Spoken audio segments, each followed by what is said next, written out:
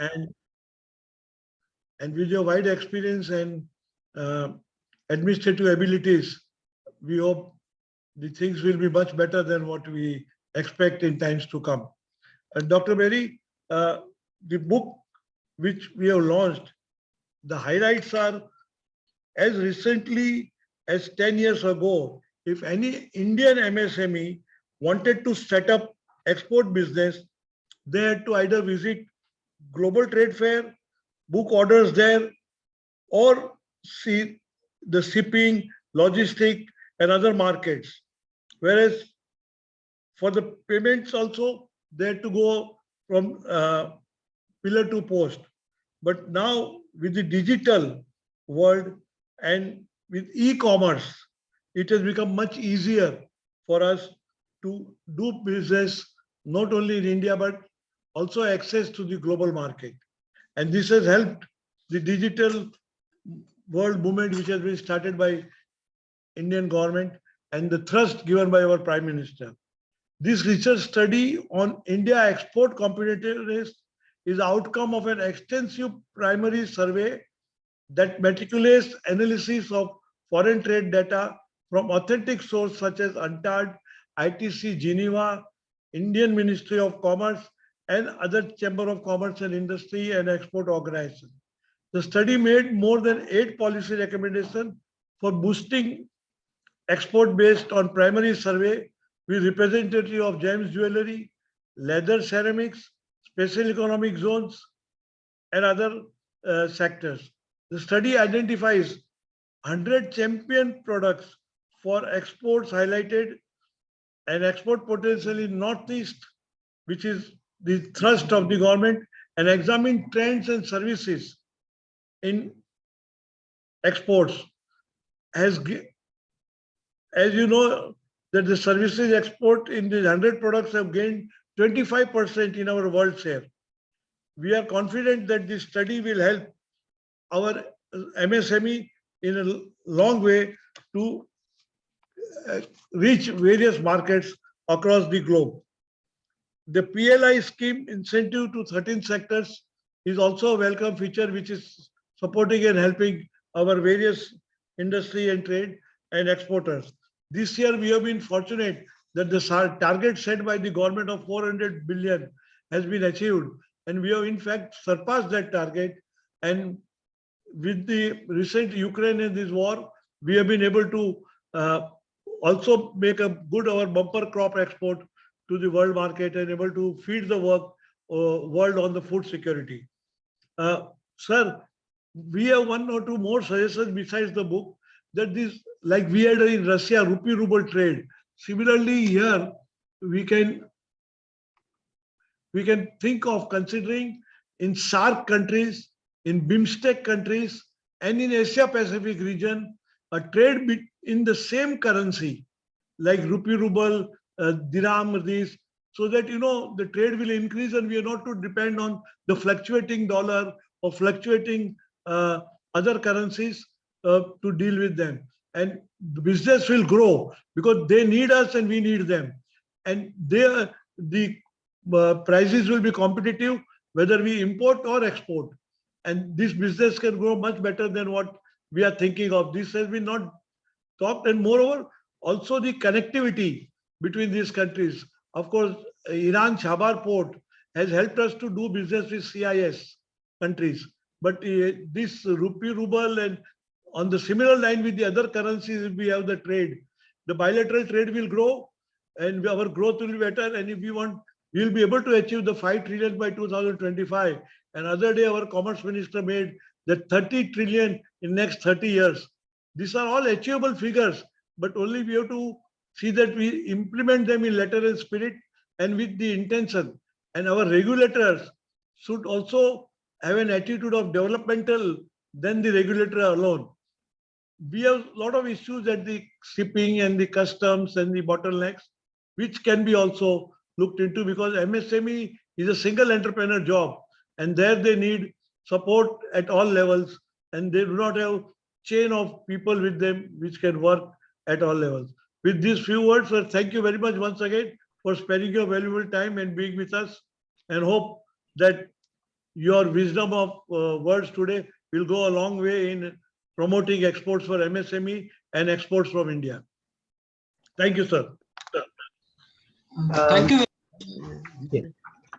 Thank you very much, Dr. Vijay Kalantri, for your initial remarks and for sharing a brief introduction about the book and for also sharing your valuable perspectives and policy recommendations to promote competitiveness of Indian MSMEs. Now we have with us Mr. Suman Berry, Vice Chairman, Niti Aayog. Mr. Berry has served earlier as a member of Prime Minister's Economic Advisory Council and India Statistical Commission and RBI's Technical Advisory Committee on Monetary Policy. He commented extensively in the media on economic issues, contributing a monthly column for a business newspaper. So we have the privilege of hosting Mr. Berry today to launch this event. So now I now request Mr. Suman Berry to share his valuable perspectives on this subject. Mr. Berry. Thank you very much. Thank you, Dr. Kalantri, for not only this invitation, but also for inviting me to contribute the foreword to the document. One led to the other because as I looked at the text of the report and the detailed work that you had done, and given the importance of MSME exports in particular, and the fact that your trade center focuses on that, I felt that just as in the way of moral support, that I would both contribute a forward and participate in this launch. Unfortunately, as happens in this role, another commitment has come up, so I can only stay till about 4 o'clock. But I will attempt to release release the flyer before I leave you, even if I'm not here for the vote of thanks. I take that as read. So several points. First, there's the issue of performance, there's the issue of policy, and there's the issue of the future. I would say that, as the report notes, the last couple of years have actually been good for India's exports, notwithstanding what has been happening in the global economy. Actually, let me qualify that. From the depths of 2020, when COVID, many of the major economies, what we've seen is a very sharp rebound after that in the economies of particularly the US and the EU, too sharp almost, which are now leading to inflation, and coupled with the war in Europe, or the conflict between Ukraine and the USSR, it's meant that we have had a very turbulent time. So we've done well in the good times, and now the problem is, or the issue is, how to prepare for possibly a slowing global economy, particularly in the advanced countries. But I'll come to that towards the end. But for now, let me just remark that in many ways, the agenda of the government over the last few years, some of the issues you mentioned about competitiveness and logistics were actually defined by the report of the high-level advisory group, I think in about 2017, which talked not only about the trade-related issues, but the deeper issues of logistics, taxation, all of which had an impact on export as a whole. And at that time, the report very much documented the slipping share of India's exports in the total. Let me also say that in your report and otherwise, there is sometimes people focus just on exports, sometimes they focus just on merchandise exports, sometimes they focus on exports of goods and services. And I just want to clarify that both the policies and the outcomes and the actors, as between MSMEs and large corporations, is really quite different from the goods sector, the traditional sectors, and the services sector. So I think, just analytically to say that India is a large enough player that it's a complex situation.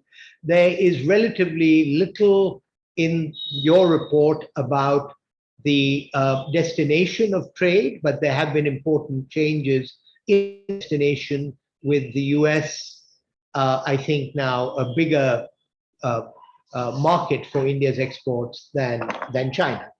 So the first point I simply wanted to make was that there has been a focus on exports and making India more competitiveness. Government has done many things along the way, and some of that has started to bear fruit. The second point I would make is indeed about supply chains and services, and the importance of not being too rigid on the distinction between goods and services. Because as you've just observed, in some ways, digital initiatives in exports represent the embodiment of services in goods exports. So, and indeed trade facilitation itself is very service intensive. So I think that to draw very sharp distinctions, particularly when we're talking about supply chains between imports of goods and exports of services, may be a mistake, and bodies like yours could do valuable work to identify the important embedded services in exports, particularly by MSMEs. The third point I would like to make is the issue of our trade deficit and how worried we should get about our trade deficit. And this is related to the additional issue of how to think about imports as part of an export strategy. There are many benefits to exports, many of those of which are articulated in the report. But there is sometimes in the media and indeed amongst the private sector a notion that exports are always good and that imports are largely bad. And I just want to provide an economist's perspective on that, which is that for a relatively open economy, and you have some interesting numbers in the report, a relatively open economy like India, competitiveness is also linked up with imports. You make the point that in certain value chains, I forget whether it was in precision engineering, India is quite dependent on imports from China. This is true in other areas as well. And I think this is important because it may be tempting to seek protection by putting tariffs on imports, but there is a proposition in economics that a tax on imports is a tax on exports. So an MSME sector which is oriented to expanding its exports in the global market should be supportive of low and even tariffs on imports. I know that this is a little difficult because different people do the importing from the exporting, but seen from a holistic point of view, I think a body like the Trade Center and the various exporters organizations should not ignore the role of imports in what you're looking at, which is competitiveness. I was really going to make a point about the trade deficit, which is that India, unlike China, is still is dominantly a market-driven external sector. And so with a relatively a managed floating exchange rate, the reality is that we have a surplus on services account, and we have a surplus on remittances, or what is called unrequited transfers. Our overall current account deficit, except occasionally now because of what's happening with the price of energy, has tended to be manageable. And the overall deficit, including capital inflows, has also been reasonable. We've, on the whole, been accumulating reserves, although at the moment we are losing them in small measure against a large stock. So what I'm saying is that if that is the structure of your balance of payments, you should not only expect, but almost welcome a trade deficit. So I think to anguish about the fact that we have a large trade deficit is again a mischaracterization, partly because of the point that I made about imports, because fresh technology comes to us through imports. So we should not panic if our trade deficit is, 4 or 5% of GDP. Now, it's another matter that a large part of that trade deficit has tended to be with one country, China, and there are concerns that there are, larger or deeper conspiracies afoot. I know that our negotiators are very concerned about non-tariff barriers in our trade with China. But I'm just saying, looking at it from the perspective of the ag economy, there is little reason for us to consider a significant trade deficit, significant as a share of GDP, to be something that is worthy of policy attention. Now, that said, we talk of value chains and we talk of MSMEs.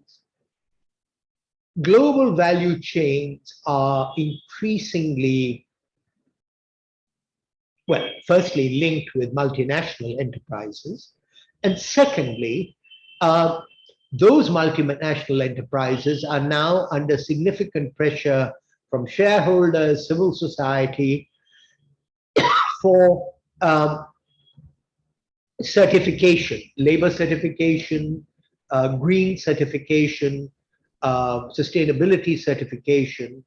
There was a very interesting report done by the Asian Infrastructure Investment Bank in Beijing, their annual report about green value chains. So all I wanted to say was that bodies like yours and the exporter organizations need to get the MSMEs future ready if we really want them to participate in global value chains in the new world, where not just your labor competitiveness and your logistics competitiveness matters, but things like traceability, the compliance with labor standards, all of these are important. And I happen to know, because I've done some work on this, that when we go to negotiate our EU-India FTA, these issues will be front and center. And the EU is, of course, a very important partner for us in our trade. Finally, two final points, if I could. One is for our exporters, this is perhaps more true in agriculture, but we've seen evidence of this in steel recently. Predictability of policy, I'm sure, Dr. Kalantri, you would agree, is very important in order to benefit from the investment that goes into maintaining markets. Our investors go to trade fairs, spending their own money. They make the contacts that are necessary. But for them for them then not to have the ability to deliver on very tight deadline orders in safe fashion, that destroys much of the investment. And as you say, these are single entrepreneur firms. So this is particularly cruel and wicked for a sector which has borne the brunt of the pandemic and of the decline in markets. So anything that you can do and I can do to try and convince our authorities that predictability of policy is critical, I think is important. It's time now to move to the release of the report, but let me just make a couple of comment points you raised. One was on currency of settlement, whether we can go beyond the dollar as a currency of settlement.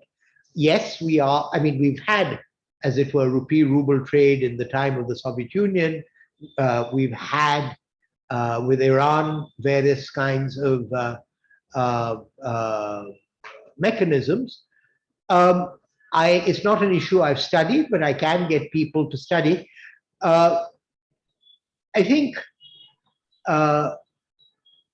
there's an RBI issue, whether they would permit that, but there's also, from the point of view of the trader, the issue of whether these currencies are freely available, whether it is possible to hedge in these currencies, because after all, there is payment risk associated with these trade relationships, and trade finance is well established in dollars. I'm not quite sure what the implications would be if we attempted to move to reals and to rubles, but it's an interesting issue. It is one that's particularly relevant at this time because of the fluctuation in exchange rates. So I just wanted to say that it's probably more complicated than we imagine. And finally, I was very interested to learn from you about the big benefit that MSMEs are getting from the various digital initiatives of the government. So with those words, thank you for the opportunity, and I stand ready in the remaining 5 or 7 minutes to both release the report and to inaugurate the workshop. So that's all I have to say. Thank you. Sir, one small thing. We are setting up a center of excellence for MSME to facilitate trade and exports. Yes. So that will be we are going to have a separate cell and the center of excellence only for MSME for promotion of exports and trade. So that's one thing which we are putting on thing in place. And secondly, sir, what I mentioned about the logistics and various other issues, you covered most of my points. But MSME, this rupee ruble and all, you can, of course, it's a complicated thing, but this can be explored because you also mentioned that it can be RBI and all, but a small task force could be set up to look into it. And if this could benefit our exports, bilateral exports, and we were these leaders in semiconductors and PCB and all, and white goods, we were manufacturing for India. And most of them, because of the dumping from the neighboring country, closed down because our anti-dumping system was not in place, which is today. Today, we are very fast on it and we act immediately. Earlier, we used to not. So many of the MSME, medium scale, and even the government sectors have closed down. We feel that under Niti Aayog, one more task force, look into that. If these factories are still possible to revive and do, this is good. This is something like what I talk, import substitution, which earlier was a word, as an economist, you know better than me. We used to have import substitution schemes, and under that it could work.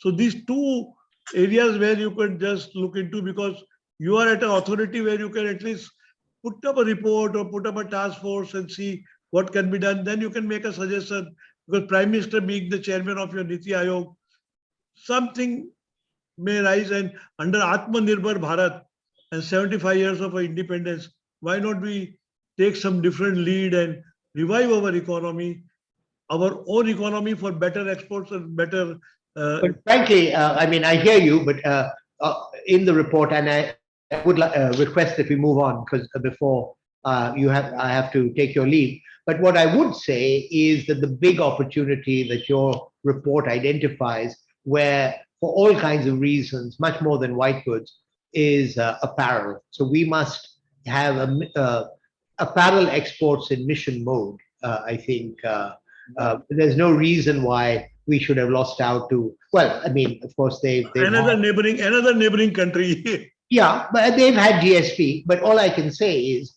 that India, since time immemorial, has been the center of textiles in the world, and we must aim to not just yarn and fabric, but also apparel. Seek to use the apparel parks and what have you to that a big push. So, sir, now wait. Like Ahmedabad was known as the Manchester of India. Yes. Okay. So now, what would you wish me to do? Yeah, we can release the book. Yes. First this, yes. Okay. So, with great pleasure, I release the book, but I must not have it mask me. Okay. So, Thank you very much. The side, sir. There we go. Okay.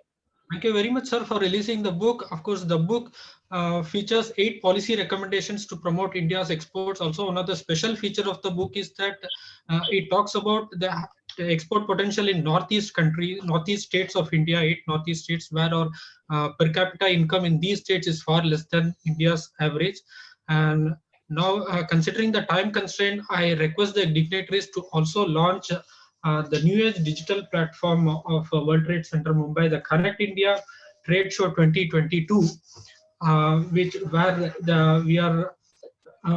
we are promoting market access for Indian MSMEs across 8 sectors. 15 countries are participating in this hybrid trade show. 15 Indian states are also partnering with us for this event. There are 6 countries state pavilions. There are 22 support partners across international and domestic and international support partners. There are countries across Asia, Africa, South America, and Caribbean. They are partnering with us for this hybrid initiative. World Trade Centers across various countries, they are also participating. WTC Delaware, WTC Haiku, WTC Metro Manila, WTC Moscow, WTC Panama, they are participating in this ambitious initiative. There are other partners like Chambers of Commerce of the Republic of Cuba, Embassy of India, Lima, Embassy of India, Buenos Aires, Argentina, from Peru, and many other international prestigious trade support institutions. They are partnering. In India, Government of Andhra Pradesh, Invest Telangana, Government of Telangana, Jammu and Kashmir Trade Promotion Organizations, they are partnering with us in this initiative. Sir, thank you very much for launching this trade platform. We hope, and the ambition of this initiative is to promote market access for at least 50,000 micro, small and medium enterprises, women entrepreneurs, MSME clusters from India to foreign countries. Ask for the benefit of my colleagues. So is prior registration needed, or would we be able to? There's a portal, sir. There's a portal.